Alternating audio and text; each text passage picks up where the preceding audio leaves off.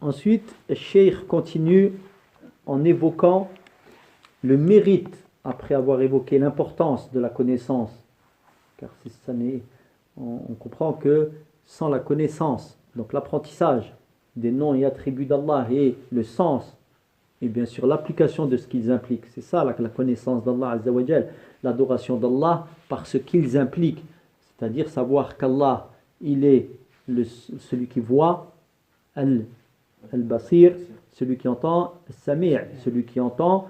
Donc c'est pas juste connaître le sens, c'est celui qui entend toute chose, comme on va le voir, quelle qu'elle soit cette chose, Allah l'entend, éloignée, proche, ou qu'elle soit cachée ou apparente, Allah il l'entend. Mais ce qui importe, c'est, après la connaissance, c'est l'adoration d'Allah avec ce qu'implique le sens de ce nom. Donc si Allah entend, donc il m'entend dans tout ce que je dis, que je sois seul ou en public, que je le prononce à voix haute ou que je le prononce à voix très très basse. Donc Allah il entend. Et même si, donc en conséquence, je vais essayer de faire en sorte que de prononcer que des choses qu'Allah agrée et de m'éloigner de toute parole mensongère, de toute parole fausse. Donc c'est ça vraiment la connaissance des noms d'Allah Azza wa Jal. Ça n'est pas le fait de les prononcer, de dire voilà Allah il a tel et tel et tel nom, et à côté de ça, agir dans le contraire de ce que ces noms impliquent, de crainte et autres, d'espoir et d'actes. Donc après qu'il ait parlé de l'importance de la connaissance d'Allah, il parle du mérite. C'est un très grand mérite de connaître les noms et attributs d'Allah. Il dit, de toute évidence, la compréhension des noms et attributs d'Allah est la plus noble des sciences religieuses. La compréhension. Elle symbolise le plus pur des objectifs, des objectifs et le plus sublime des buts. En effet, elle est liée au plus honorable des êtres renommés, c'est-à-dire des êtres. On enlève renommé, au plus honorable des êtres, à savoir Allah, tout puissant. Connaître Allah Azza wa Jal et comprendre ses noms, ses attributs et ses actes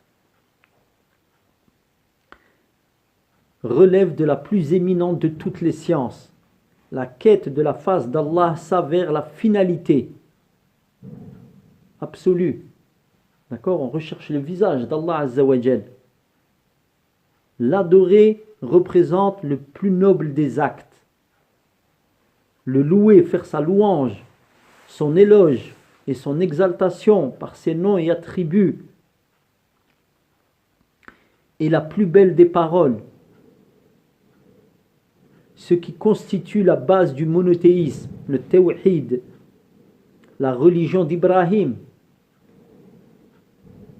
sur lui la paix. Il s'agit de la croyance qui rassemble tous les prophètes, la connaissance d'Allah Azza wa Jal, le message qui les réunit, le discours sur lequel ils s'entendent tous. Ils ne se sont jamais contredits, les prophètes, dans quelques domaines de la religion, mais encore moins dans le domaine de l'unicité d'Allah Azza wa Jal. Le message était le même, à travers le temps, à travers et aussi les endroits dans lesquels ils ont été envoyés, à des périodes donc différentes, à des endroits différents, mais avec le même message, l'unicité d'Allah. Donc c'est l'exhortation et le point de rencontre de leurs conseils et de leurs explications. Quand ils appelaient, leur rappel, c'était le même. D'accord? En fonction des endroits, des périodes, Allah, il donnait telle loi à un prophète et une autre loi à un autre par une sagesse qui lui appartient, subhanahu wa ta'ala. Mais l'unicité, c'était toujours le même message. L'appel à l'adoration d'Allah. Il n'y a pas quelqu'un qui a décrit Allah d'une autre manière qu'un autre prophète a décrit Allah. Naam.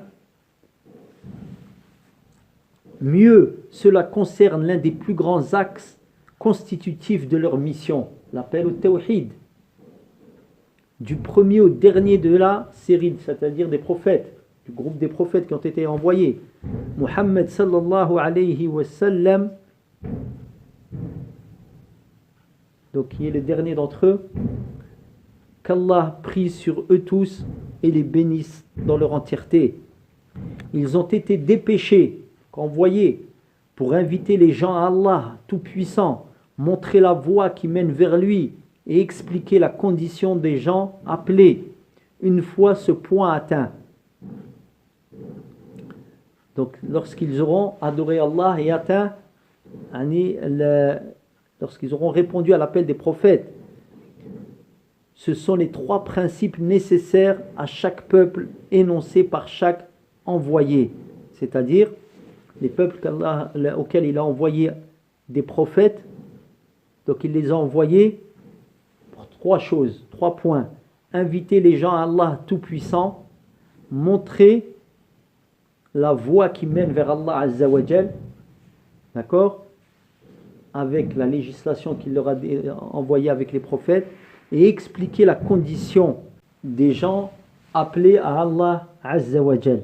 Donc il venait pour les appeler à Allah Azza wa Jal, leur montrer la voie et leur expliquer la situation de celui qui répond favorablement ou défavorablement au prophète. Wallahu a'lam. À ce propos, l'érudit Ibn al-Qayyim rahimahullah affirme: certes, la prédication des envoyés a trait à 3 points. Donc là il reprend, ça c'était une introduction qu'il avait donnée les Cheikh en parlant des 3 points, et il dit d'où il a pris ça, c'est Ibn al-Qayyim, donc l'élève de Cheikh al-Islam Ibn Taymiyyah, qui a évoqué ça. Donc je reprends la parole de Ibn al-Qayyim. Donc il affirme: certes, la prédication des envoyés a trait à 3 points. Faire connaître le Seigneur auquel ils exhortent, faire connaître Allah, Naam, par ses noms, ses attributs et ses actes. Car Allah, il agit, il faut le savoir. Naam, il a des noms, il a des attributs, et Allah, il agit exactement, également. Donc, premier point, ils ont été envoyés pour faire connaître Allah Azza wa Jal. Ensuite, il dit: enseigner la voie qui conduit à Allah Azza wa Jal, à savoir effectuer son rappel, le remercier et l'adorer. Donc la voie qui mène à Allah, l'adoration. Donc la connaissance, c'est par ses noms et ses attributs et ses actes. Le chemin qui mène à Allah, c'est par l'ibada, l'adoration. Il dit: l'adoration implique l'amour parfait qu'on lui voue, conjugué à l'humiliation totale devant lui. Donc al-mahabba, Cheikh Al-Uthaymin parle de ta'zim, je ne sais pas si c'est le terme qu'il a utilisé, l'humiliation, Allahu a'lam. Donc la conscience de la magnificence d'Allah et l'amour. Et si c'est l'humiliation, c'est tadallul, si c'est comme il l'a dit ici, comme il l'a traduit ici, Wallahu a'lam. Donc, ça c'est les 2 premiers points. Apprendre, enseigner qui est Allah, mener à Allah Azza wa Jalla, montrer la voie qui mène à Allah, c'est-à-dire par l'adoration. Et en 3e lieu, ils font part aux gens dès lors qu'ils parviennent jusqu'à lui, jusqu'à Allah, dans la demeure de sa dignité, de la félicité qu'il leur a octroyée. J'ai parlé tout à l'heure dans ma compréhension de la situation de ceux qui lui répondent et de ceux qui ne lui répondent pas favorablement à l'appel. Ici, Ibn al-Qayyim, il parle de ceux qui... Le 3e point, c'est le prophète, il montre aux croyants, après qu'ils répondent favorablement, qu'ils connaissent Allah Azza wa Jal, qu'ils suivent la voie des prophètes et qu'ils mènent vers Allah. Là, le 3e point, c'est la demeure de la félicité qu'il leur a octroyée et de la faveur qu'il leur a faite et de sa satisfaction à leur égard. S'ils répondent donc favorablement à l'appel. Et ils leur disent, les prophètes, à leur peuple, également qu'il se montrera à eux, Allah Azza wa Jal, qu'ils verront sa noble face, qu'il les saluera et qu'il leur adressera même la parole. Donc c'est tiré du livre de Ibn al-Qayyim rahimahullah, As-Sawa'iq al-Mursala. C'est quoi la différence entre adorer et vénérer? La vénération d'Allah Azza wa Jal est une adoration. L'adoration, c'est ce qui englobe tout acte. Naam. Les actes de cœur, les actes de langue, les actes de corps. Et la vénération, c'est toutes les adorations, elles démarrent par le cœur, bien entendu. La vénération, donc, c'est c'est un acte de cœur. Naam, c'est un acte du cœur. Et tel que la crainte, tel que l'espoir, d'accord, l'amour et tous les actes donc, qui émanent du cœur. C'est ce que l'on appelle des actes du cœur, ça. Naam, des actes du cœur.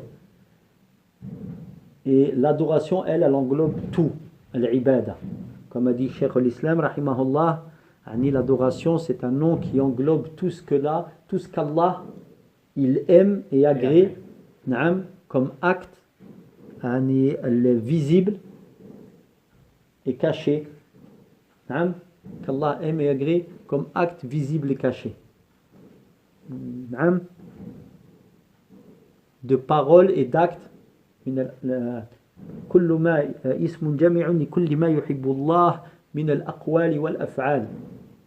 Donc d'actes et de paroles, qu'ils soient visibles et cachés. Donc les actes, effectivement, il y a les actes du cœur et il y a les actes des membres. D'accord? Le Cheikh explique, Cheikh Abdel Razzaq, se référant au sceau des envoyés au sujet de ce sublime chapitre, il écrit, donc Ibn al-Qayyim dit ensuite, donc je répète, en se référant au sceau des envoyés, le prophète Mohammed sallallahu alayhi wa sallam, donc il dit, il a fait savoir, le prophète Mohammed sallallahu alayhi wa sallam, aux gens qui est leur Seigneur, celui qu'ils doivent adorer dans la limite de ce que leur capacité intellectuelle leur permet d'assimiler. Il a parlé de manière évidente, répété, résumé et développé son discours sur les noms d'Allah, ses attributs et ses actes, si bien que la connaissance d'Allah Azza wa Jal s'est manifestée dans leur cœur, dans les cœurs de ses serviteurs croyants. Les brumes du doute et du scepticisme se sont dissipées comme les nuages se dissipent autour de la lune. La nuit où elle est pleine, la lune. Donc l'image de la lune ici, les nuages la lune qui brille, donc la connaissance d'Allah Azza wa Jal, de ses noms et attributs, et les brumes, les nuages qui se dissipent autour de la lune quand elle est pleine, cela c'est la connaissance d'Allah Azza wa Jal, l'effet de la connaissance d'Allah Azza wa Jal. Par rapport à cet enseignement, donc je répète qu'on est dans le domaine des noms et attributs d'Allah, ça marque l'importance de ce domaine. Il n'a laissé, le prophète sallallahu alayhi wa sallam, sa communauté dans aucun besoin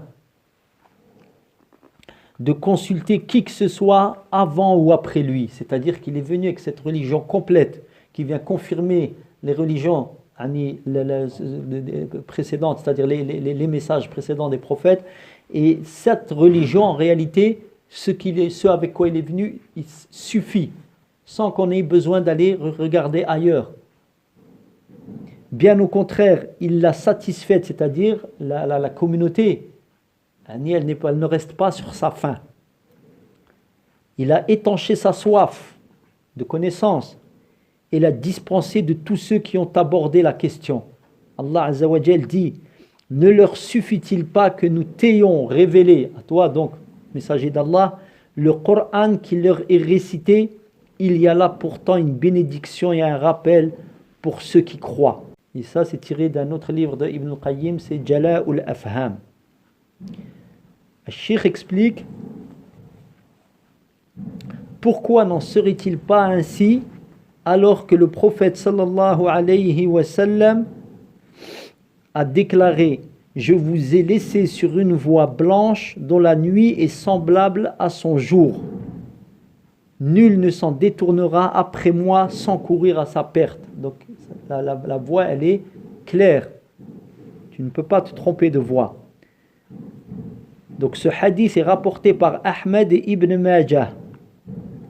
Le messager d'Allah sallallahu alayhi wa sallam dit encore: il n'y a pas eu de prophète avant moi sans qu'il n'ait eu le devoir de guider sa communauté vers ce qu'il sait être le meilleur pour elle et la responsabilité de l'avertir contre ce qui sait être mauvais pour elle.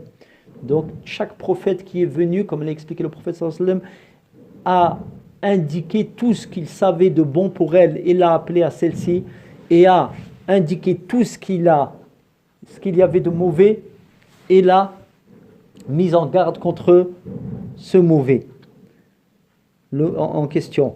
Donc Abu Dhar, qu'Allah soit satisfait de lui, relate, le prophète sallallahu alayhi wa sallam nous a laissé alors qu'il n'y a pas ni d'oiseau battant les ailes, il nous a laissé, c'est-à-dire lorsqu'il est mort, alors qu'il n'y qu'aucun oiseau battant des ailes sans qu'il ne nous ait donné un enseignement ou un renseignement à ce sujet. C'est-à-dire, comprenons, donc le messager d'Allah sallallahu alayhi wa sallam, je finis, a précisé, il ne subsiste rien de ce qui rapproche du paradis et éloigne du feu qui ne vous ait été expliqué. Donc tout a expliqué. Donc cette deuxième parole explique la première. C'est-à-dire tout ce qui concerne la manière de se rapprocher d'Allah Azza wa Jal a été exposé par le prophète sallallahu alayhi wa sallam. Donc il dit, Cheikh Abd al-Razzaq poursuit en disant, il est impossible que le prophète sallallahu alayhi wa sallam instruise sa communauté sur les règles de bienséance de manière détaillée quand il s'agit de satisfaire ses besoins. C'est ça comment agir dans ses actes quotidiens. Il est impossible que le prophète il nous montre comment agir, et il l'a fait, sallallahu alayhi wa sallam. Comment est-ce qu'on doit faire ses besoins, manger et boire, entrer et sortir de chez soi. D'accord ? Tout ça, il nous l'a montré. Il est impossible d'expliquer Cheikh qu'il nous ait montré ces choses-là, et il nous les a montrées, puisqu'il laisse la communauté sans lui apprendre les paroles essentielles et la croyance qu'il convient d'avoir dans le cœur au sujet d'Allah. Le comportement, il nous l'a appris. Quotidien, dans nos affaires quotidiennes, il nous l'a appris. Et le prophète, il ne va pas nous apprendre ce que l'on doit penser, ce que l'on doit croire, ce que l'on doit dire au sujet d'Allah Azza wa Jal. Est-ce que c'est logique cela? C'est absolument illogique. Donc c'est impossible. Et c'est le prophète sallallahu alayhi wa sallam, bien entendu, qu'il nous a enseigné en premier lieu la science sur Allah Azza wa Jal, d'Allah Azza wa Jal. Car c'est lui que nous adorons. Il dit pourtant, cette connaissance d'Allah est l'objectif ultime de toutes les sciences. L'acquérir, la science au sujet d'Allah Azza wa Jal, représente la plus éminente des quêtes, donc des recherches, et le meilleur des dons. Comment s'abstiendrait-il de l'enseigner, le prophète sallallahu alayhi wa sallam, alors qu'il s'agit d'un besoin au-dessus de toutes les nécessités? En effet, il n'y a ni bonheur, ni réussite, ni bien-être, ni félicité, ni repos pour les hommes, si ce n'est en connaissant leur Seigneur et leur Dieu afin de l'adorer. Lui seul doit représenter le but de leur quête et la finalité de leur désir. C'est Allah qu'on doit rechercher dans toute chose. Notre vie, en réalité, le but, c'est la connaissance d'Allah Azza wa Jal. Faire son appel et se rapprocher de lui sont supposés être leur consolation de la vie et de leur cœur. Donc c'est ça que l'on doit rechercher. Vraiment la consolation dans la vie, la félicité, la tranquillité ne peuvent se trouver que par le rappel d'Allah Azza wa Jal et son adoration. S'ils perdent de vue ce principe, leur condition sera pire que celle des animaux. Allah le Très-Haut déclare: en vérité, leur niveau ne dépasse pas celui des bestiaux, en parlant des non-croyants, ou plutôt ils sont plus égarés encore. Cheikh continue, le musulman, je me trompe encore une fois, c'est pas Cheikh qui parle, c'est encore tiré du même livre de Ibn al-Qayyim, c'est Ibn al-Qayyim qui parle encore. Le musulman comprend ainsi le rang élevé et le mérite de cette science. Il réalise que c'est l'un des grands fondements des missions prophétiques et qu'elle représente l'unique moyen pour le serviteur d'atteindre à la puissance, la dignité et le bien-être dans ce bas monde aussi bien que dans l'au-delà. Tout ça, ça revient à quoi? La connaissance de qui? D'Allah Azza wa Jal. Comment par ses noms et ses attributs, les actes d'Allah Azza wa Jal, le sens de tout cela.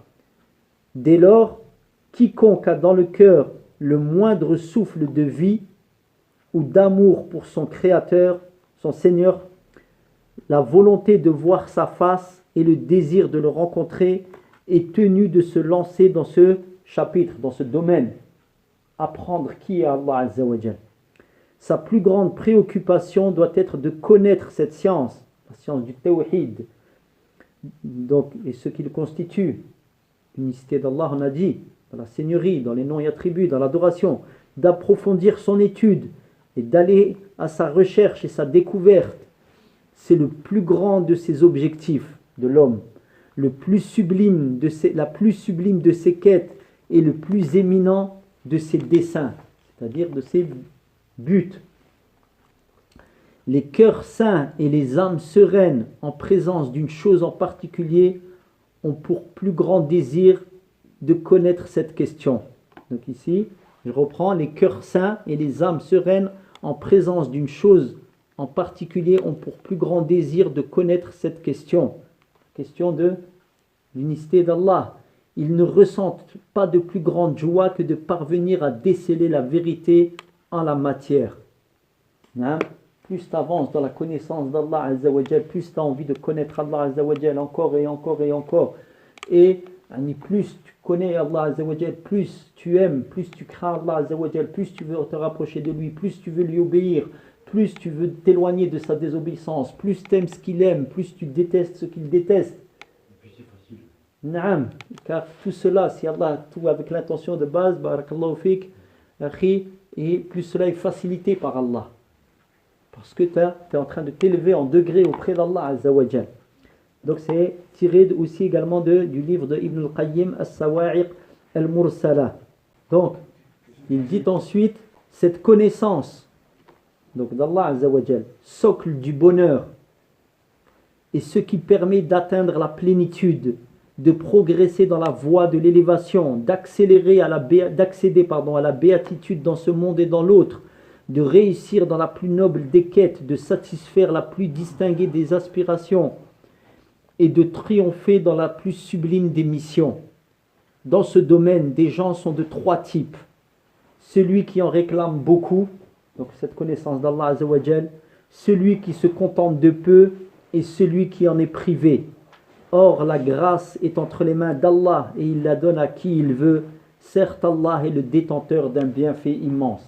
Donc on recherche, nous, toujours à savoir beaucoup plus, ce à quoi on accorde le plus dans notre apprentissage, c'est la science du tawhid, de l'unicité d'Allah.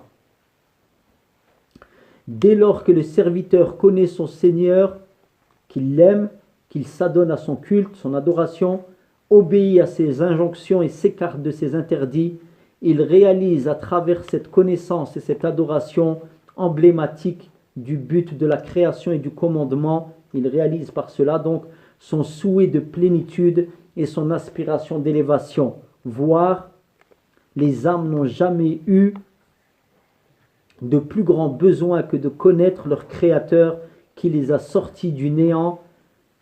Donc, c'est ça le grand besoin des serviteurs. Connaître Allah, l'aimer, faire son rappel, donc l'adorer, d'être satisfait de lui et de rechercher le moyen d'arriver à lui ou de se rapprocher de lui. Or, la seule façon d'y parvenir, c'est-à-dire à la connaissance d'Allah, au rapprochement d'Allah, c'est quoi? C'est connaître ses attributs et ses noms. Plus la science du serviteur est grande dans ce domaine, plus il connaîtra Allah, il le cherchera davantage et sera plus proche de lui. En revanche, s'il la méconnaît, c'est-à-dire cette science des noms et attributs d'Allah, il ignorera davantage Allah. Il le détestera encore plus et se sera encore plus éloigné de lui. Par voie de conséquence, Allah considérera le serviteur de la même manière que lui le considère. Car Shaitan va rentrer, il va te donner des fausses idées sur Allah Azza wa Jal. Il va te faire croire des choses qui sont complètement infondées. Et par là, tu vas commencer ta relation avec Allah Azza wa Jal, elle va être fausse.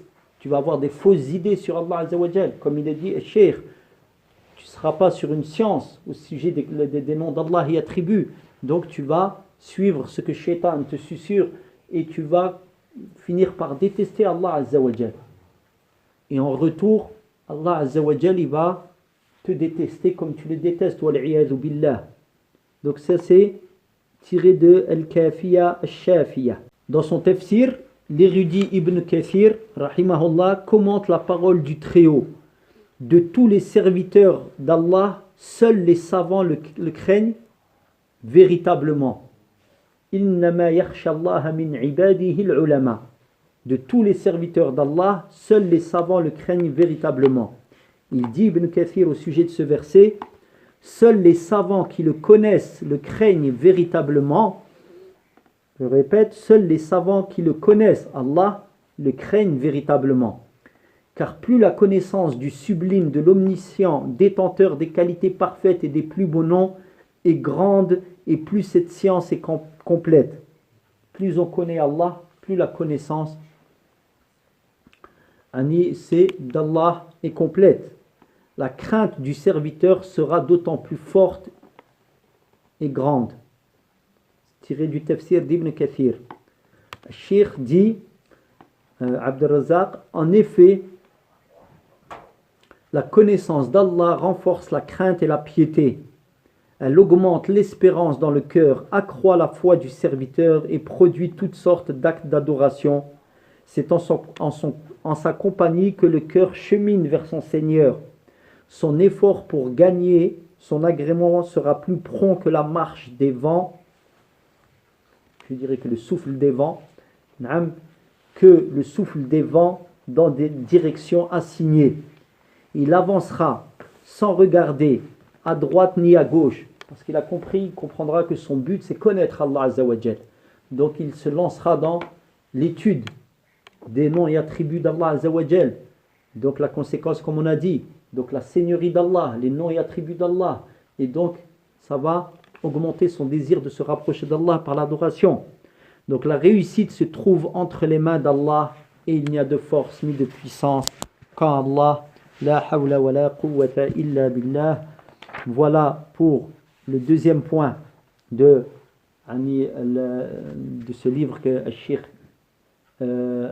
nous fait connaître, Jazahullah khair. Après avoir parlé du rang, donc de l'importance de la connaissance des noms d'Allah, il a parlé du mérite de